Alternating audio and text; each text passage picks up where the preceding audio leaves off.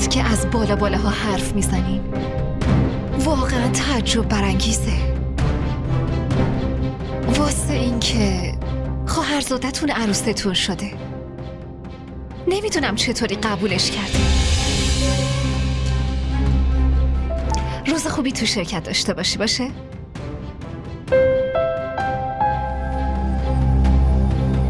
بعدم یادت نره که دلت برام تنگ بشه. باشه؟ خداحافظ. ولی یادت باشه اون روز دور نیست که شروین صاحب همه بیزنس بشه و آیسان صاحب کل این خونه. اینطوری از خونه پرتمون میکنه، اینطوری یادت باشه. یار کی گلی میں مر جانا عشق ہے پل میں بنا دے جو دیوانہ عشق ہے.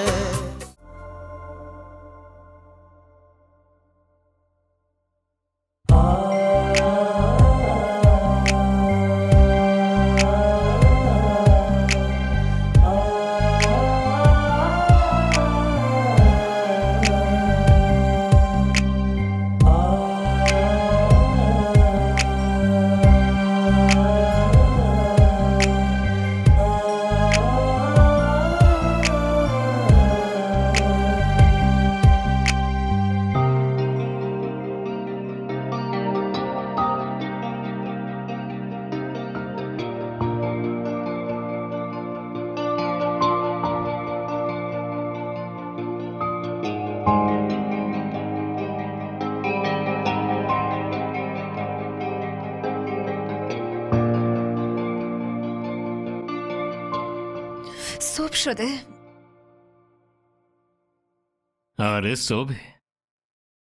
چرا صدام نکردی؟ برای سر کارتم حاضر شدی. معلوم نیست خانوادت چه فکری میکنن که من چرا تا الان خوابم. هیچ کس فکری نمیکنه. خواب بودی، منم گفتم صدات نکنم. بدون اینکه منو ببینی داری میری شرکت؟ آره مگه چیه؟ میرفتم شرکت، فوقش بهت زنگ میزدم دیگه. پشت تلفن حرف میزدیم ولی تو از شرکت برگرده که نمیدیدمت.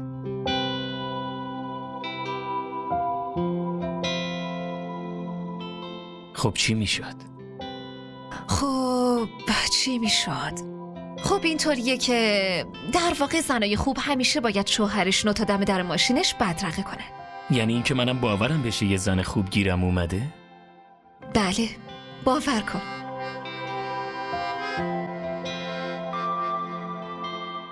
حتما باید بری شرکت؟ بله خانم، 2 جلسه دارم. تو برنامه‌ای نداری؟ نه برنامه‌ای ندارم، فقط دوست داشتم که با هم بریم بیرون. الان باید بریم؟ نه. پس واسه چی نگرانی؟ میرم شرکت، زود برمیگردم، بعدش میریم. باشه یه لحظه وایسا، زود لباسامو عوض میکنم و میام. باید ازت خداحافظی کنم.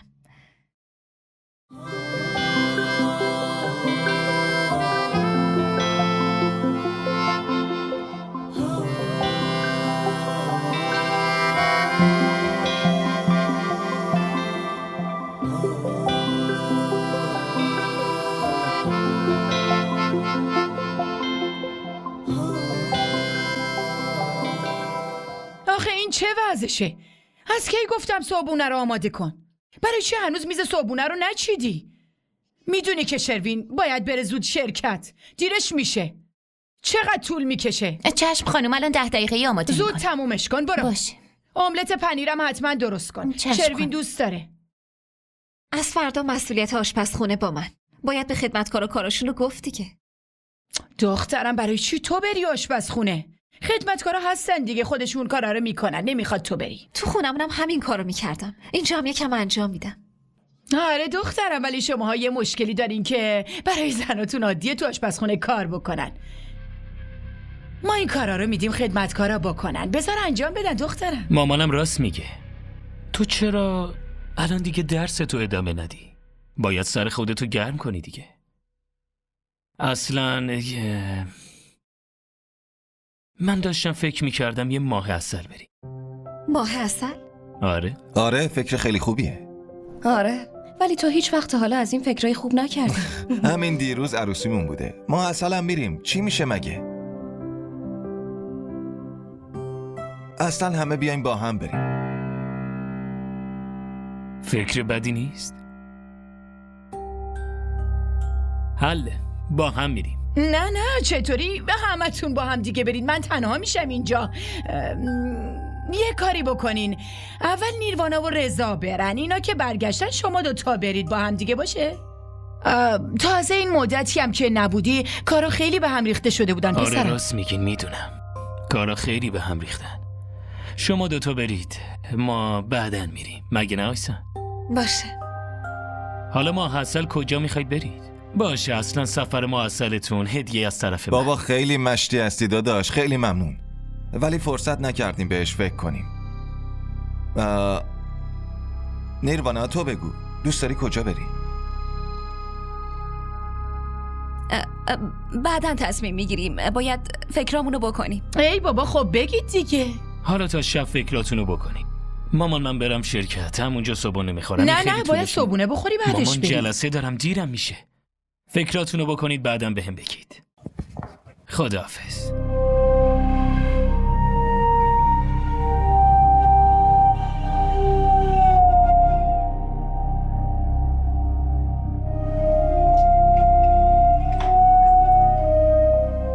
صبر کن. روز خوبی تو شرکت داشته باشی، باشه؟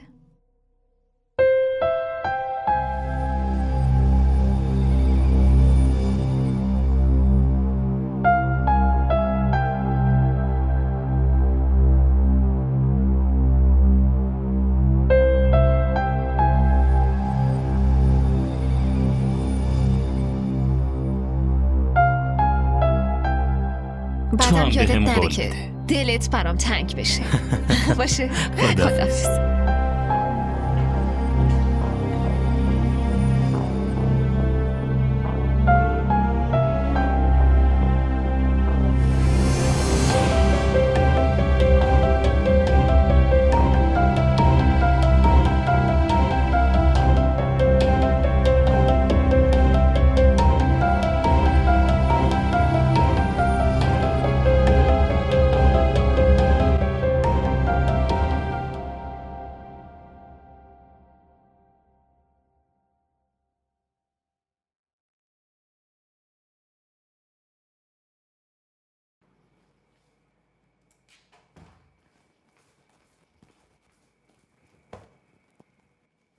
این چه رفتاریه؟ با من حرف نزن، خیلی از دستت شاکیم. من عصبانیم، بعد تو میری سر گوشید؟ برای چی عصبانی هستی نیروانا؟ از دست تو عصبانیم، پس چرا باید عصبانی باشم ها؟ حتما دوباره یه غلطی کردم. چی شده؟ این دفعه چی شده؟ اصلا این شروین فکر کرده کیه ها؟ من چه میدونم چی فکر کرده؟ مگه چی کار کرده؟ تو خودت گفتی برای چی با هم پا تختی گرفتیم. گفتی دیگه. معلومه با ما اصل رفتنمون با هم دیگه هم مشکل داره. اینم که بیچاره خودش اول کنسل کرد. خب تموم شد. حالا مشکلت چیه؟ حالا اصلا اون کی هست که بخواد برای ماحصل ما تصمیم بگیره؟ اون تصمیم نگرفت. فقط داشت از همون میپرسید که میخوایم کجا بریم. نمیپرسید، داشت تو کارمون فضولی میکرد. یه جوری فضولی میکرد که حس کردم تا از اون اجازه نگیریم نمیتونیم جایی بریم، نمیتونیم بیایم. آره خودت اونجا بودی دیگه. اون اصلا همچین چیزی نگفت. ولی دقیقاً منظورش همین بود. ببینم قیافه آیسان رو ندیدی؟ قیافش رو دیدی وقتی شروین میگفت ماحصل رو بهمون هدیه میده؟ اون داشت با تحقیر نگاهمون میکرد. یه جوری نگاه میکرد انگار با پول شوهر اون میخوایم بریم مسافرت، انگار اون داره خرجمون رو میده. عجب. من که اصلا اینطوری حس نکردم. تا امروزم هیچ وقت شروین همچین منظوری نداشته. تو برای چی حس کنی؟ تو که اصلا چیزی رو حس نمی کنی. من اینجام که همه چی رو بفهمم. آخه تو چرا خل شدی؟ اون بیچاره داشت بهمون هدیه میداد، ما اصلا اون هدیه نمیداد رضا، داشت سرمون منت میذاشت، چون خبر داره که تو به تنهایی عرضه هیچ کاری رو نداری. اینم که انقدر شرکت میکنه برای اینه که تا حالا هیچ وقت با خودت فکر نکردی که باید در مورد سهمت باهاش حرف بزنی. خوب گوشاتو باز کن. من اصلا نمیخوام همچین حرفی در این مورد بزنم. کوچکترین علاقه‌ای هم ندارم به این سهم و کارهای چرت شرکت. باشه نداشته باش، علاقه نداشته باش، ولی یادت باشه اون روز دور نیست که شروین صاحب همه بیزنس بشه و آیسان صاحب کل این خونه. اینطوری از خونه پرتمون میکنه، اینطوری یادت باشه. نیروانا چطوری میتونی اینقدر منفی نگر باشی؟ حالا من منفی نگرم؟ بشین و با چشای خودت ببین.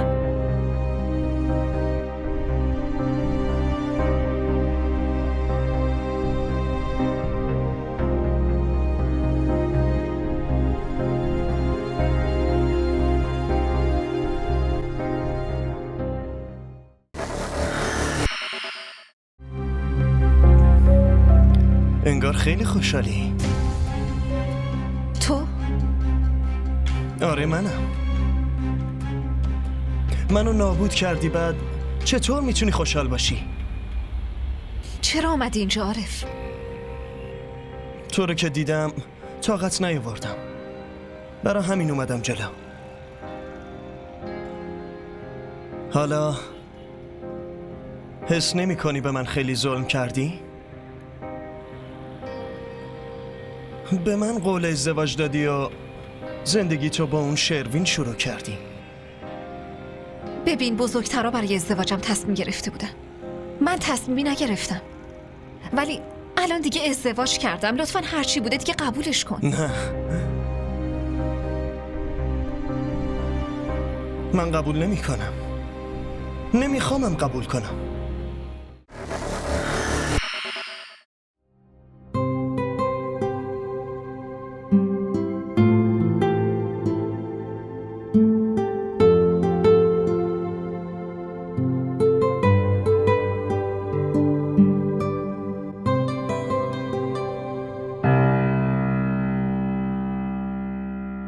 همه رو دیدی؟ همه چیزای این خونه خیلی با ارزشن. شکی توش نیست. تا حالا همچین چیزای با ارزشی رو از نزدیک ندیده بودی نه؟ پدر و برادرم خیلی با سلیقه‌ن. مامانم هم خیلی دوست داره به خونه برسه. میدونین چیه؟ خونمون نقلیه ولی خیلی قشنگه. خونه یه نقلیتون رو دیدم. رفته بودم. واقعا نفسم بند اومده بود. خب عادت ندارین. شروین منم اصلا عادت به جاهای کوچیک نداره، ولی ببین آخرش کجا گیر افتاد. هیچی از شروین مخفی نیست. یه چیزی رو اصلا درک نمی کنم. اونی که همیشه بهترین چیزها رو انتخاب می کرد، در انتخاب شریک زندگیش چطوری ضعیفترین آدم رو انتخاب کرده؟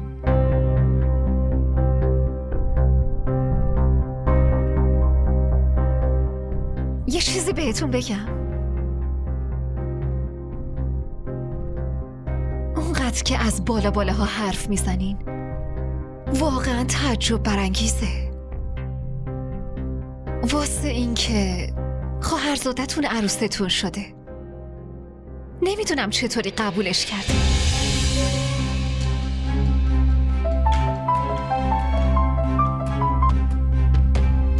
شروین داره زنگ میزنه. یه لحظه.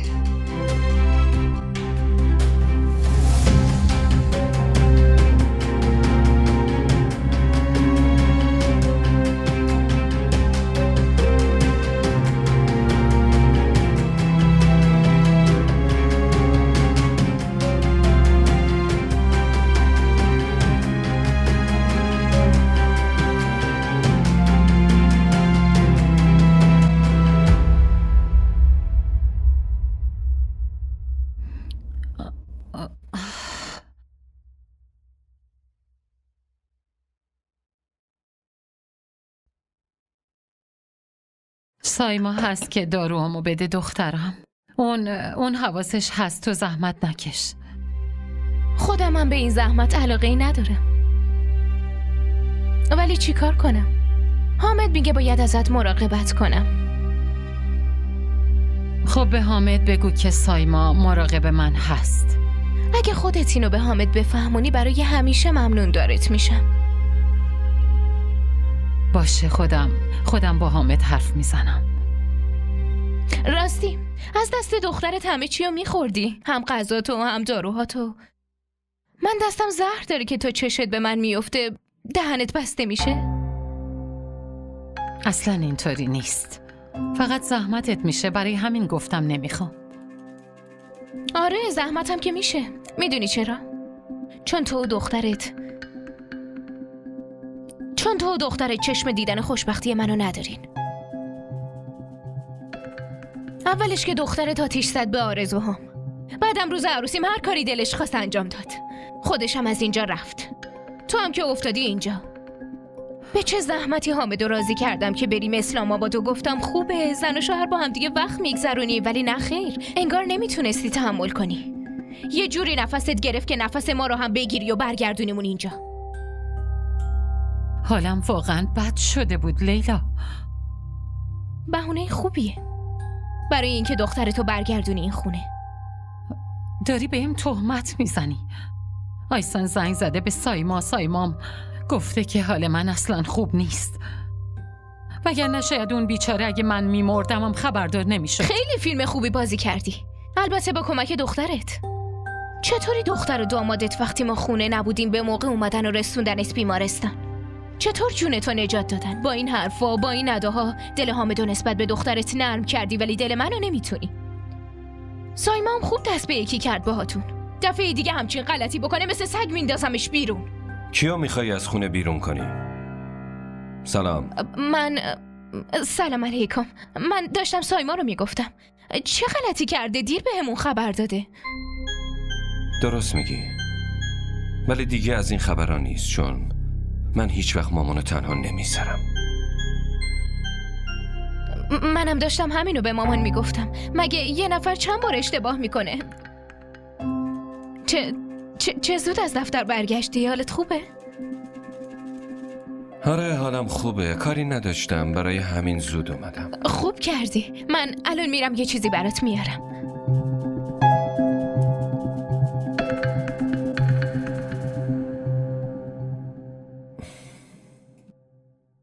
حالت چطوره مامان؟ نگران نباش.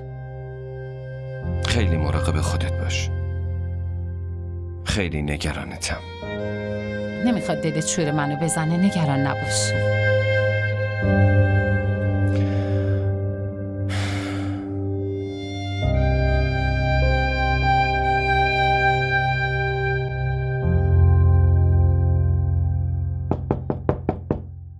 کیه؟ بفرمایین. بیا تو. اینا برای کیه؟ من که نخواسته بودم. خانم جون، میتونم نخواستین. آقا شروین زنگ زدن گفتن براتون آب میوه و ساندویچ بیارم توی اتاق خودتون بخورین. باشه بذارش اینجا، خودم برمیدارم. ممنون.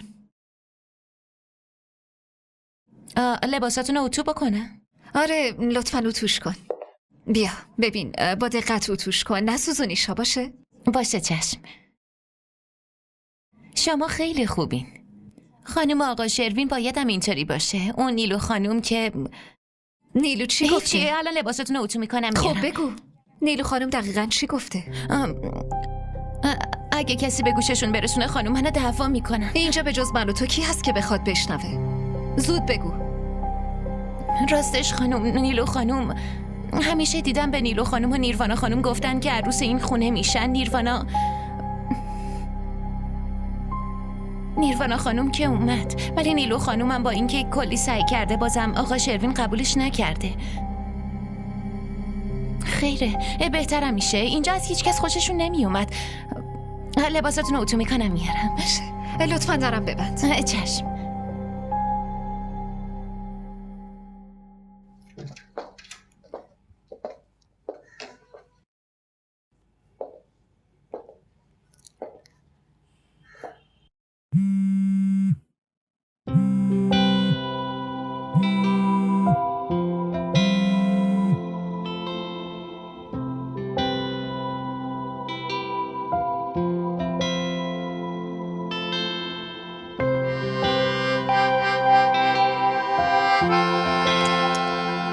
سرش شلوغه.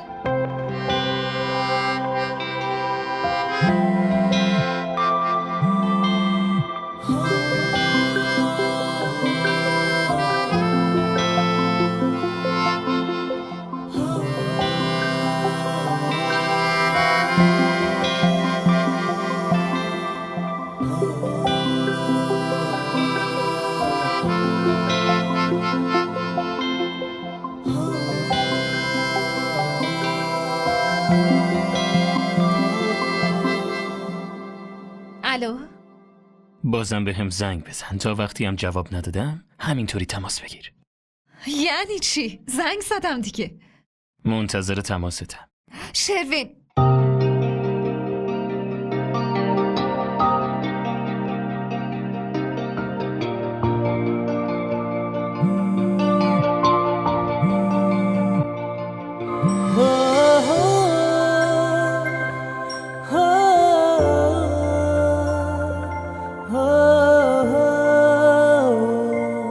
الو. فکر کردم آقا فعلا جوابمو نمیده، هی باید زنگ بزنم. دلم که نمیخواست، ولی ترسیدم ناراحت بشی، عصبانی بشی، واسه همین جواب دادم. فکر کنم یه زنگ جدید گذاشتی که دلت میخواد هی صداشو بشنوی. نه، خیلی خوشحالم که بعد این همه مدت اسم تو رو گوشیم میبینم. این احساسم که الان به عنوان همسرم از تو اتاقم داری به هم زنگ میزنی برای ذوقم به شدت کافیه.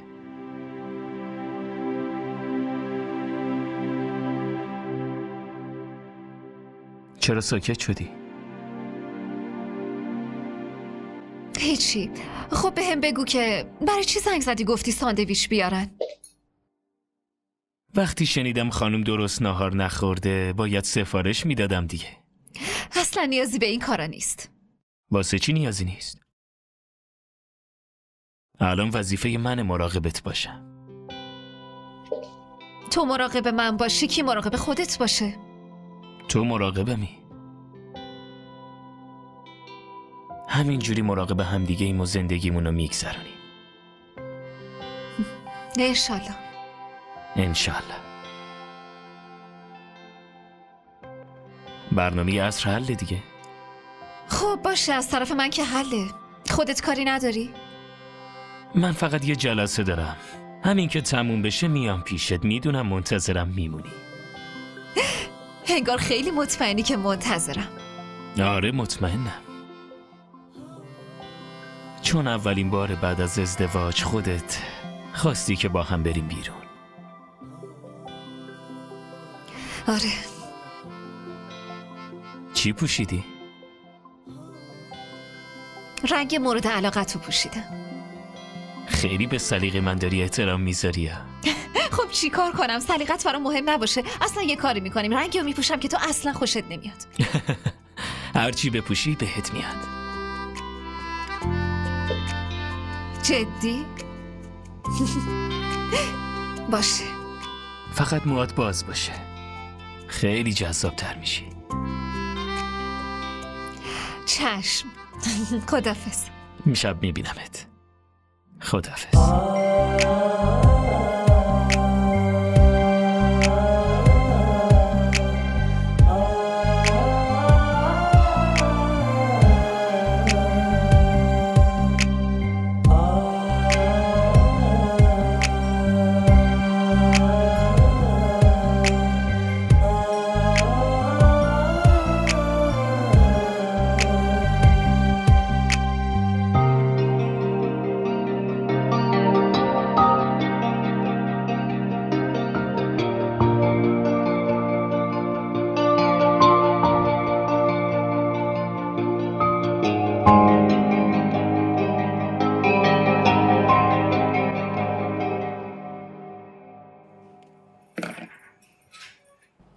آیسان، توی نیروانا؟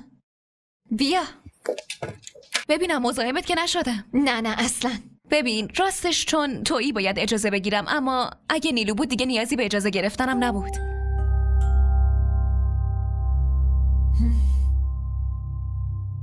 وای از دستم ناراحت که نشدی؟ حرفی که از روی حسرته که ناراحتی نداره. میدونی آخه از اول نیلو رو به اسم شروین کرده بودن، برای همین تو ذهنم مونده بود. عیبی نداره. حقیقت عوض شده، تفکراتم عوض میشن. آره عوض میشن. شروینم که تو رو آورده. حالا هم اگه یه وقت چیزی میگم از دهنم میپره، منظور خاصی ندارم، خواهشاً تو به دل نگیر. من از ته دلم قبولت کردم، نمیخوام یه وقت بین من و تو سوء تفاهمی پیش بیاد. اصلا لازم نیست انقدر توضیح بدی. چی کار داشتی؟ برای اون ماه عسلی که شروین هدیه داد میخواستم برم خرید. یکم کمکم میکنی؟ دوست ندارم تنهایی برم. آره چرا که نه؟ خیلی ممنون. داشتی جایی میرفتی؟ آره من و شروین امروز میخوایم بریم بیرون. چه خوب، خیلی خوشگل شدی. ممنون. یکی مثل تو که میری میگردی، یکی هم مثل رضا که اصلا نمیپرسه میخوام برم بیرون یا نه. این که چیز مهمی نیست. اگه اون حرفی نمیزنه خودت یه برنامه‌ای بچین، فرقی نداره. آره راست میگی. باید همین کارو بکنم. خانم کوچیک، مادر و خواهرتون اومدن صداتون میکنن. ممنون که گفتی. یکم دیگه میام. باشه. بعدن میبینمت. فعلا.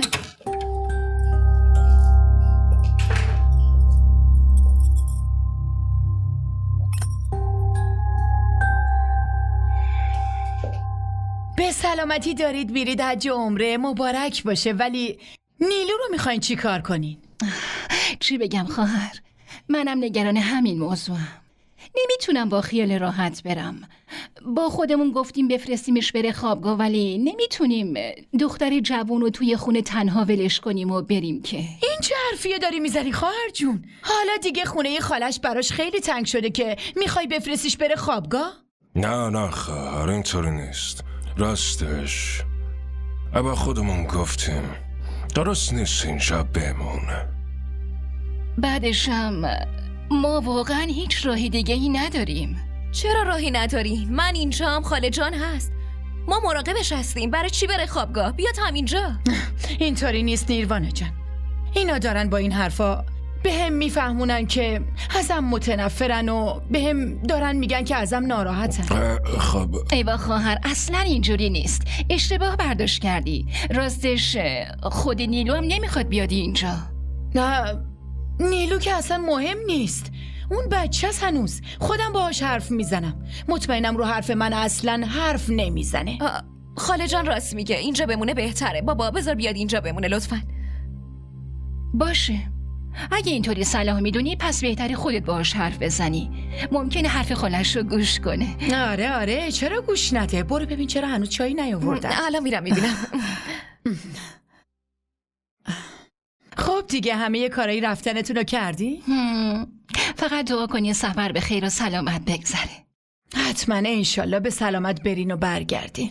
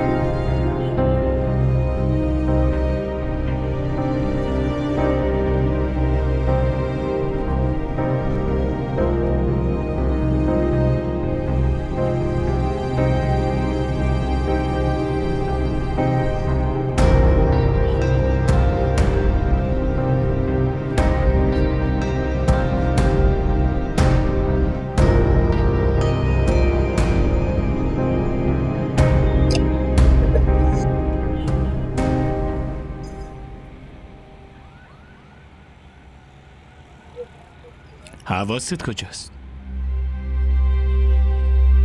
هیچ جا.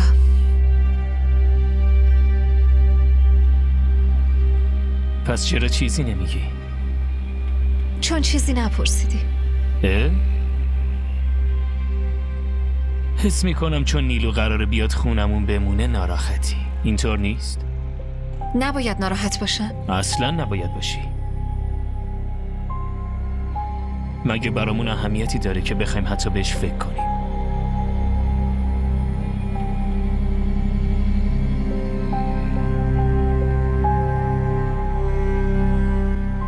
اینم حرفیه. واسه همین من همون آیسان شنگول و خندونم رو میخوام. همونو. الان خوبه؟ خیلی خوبه. چه طعمی رو بگیرم؟ خامه بیسکویتی. آخه رژیم داری؟ بله، برای همین 2 اسکوپ. باشه الان میام. بله، 2 اسکوپه.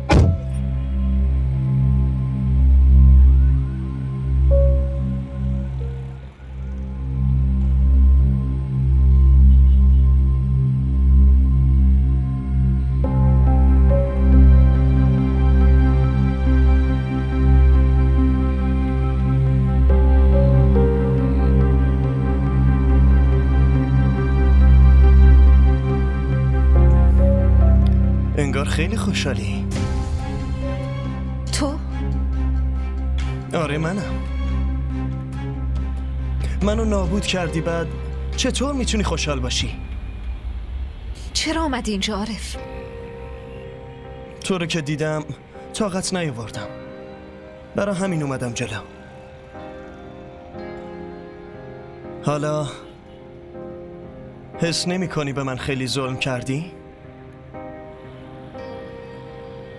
به من قول ازدواج دادی و زندگی تو با اون شروین شروع کردی. ببین، بزرگترها برای ازدواجم تصمیم گرفته بودن. من تصمیمی نگرفتم. ولی الان دیگه ازدواج کردم. لطفاً هرچی بوده دیگه قبولش کن. نه، من قبول نمی کنم. نمیخوامم قبول کنم. با کلی عزت و احترام ازت خواستگاری کردم، همه چی تموم بود. دیگه همه چی داشت خوب پیش میرفت. داماد شده بودم و منتظرت بودم، بعد با اون رفتی؟ اون تو رو به زور مال خودش کرده.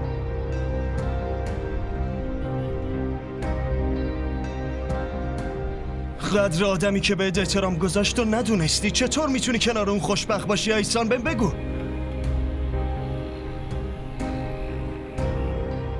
برای این آدم بابات جونشو از دست داد. بعد خودتو ببین، عالیه. کنار قاتل پدرت خوشحالی. آفرین. عارف، خواهش میکنم باید از اینجا بری. لطفاً از اینجا برو. شروین میدونست هر کاری که کرده اشتباهه. برای همین همه این کارا رو کرد تا تو رو از من دور کنه. ولی ببین چی شد؟ هیچی نشد. الان جلوتم وایستادم. میدونی چرا؟ چون میدونی که خیلی دوست دارم. بهتره هر چه سریعتر از اینجا بری عارف.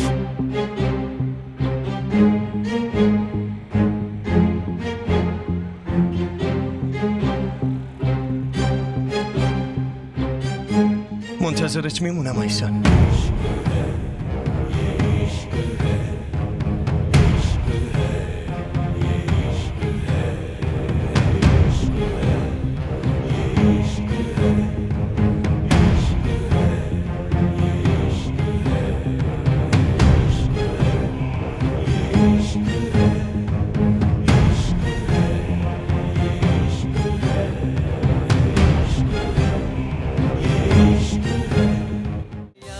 این ویدیو رو لایک کنید، کانالمون رو سابسکرایب کنید تا از سریال های جدیدمون هم آگاه باشید.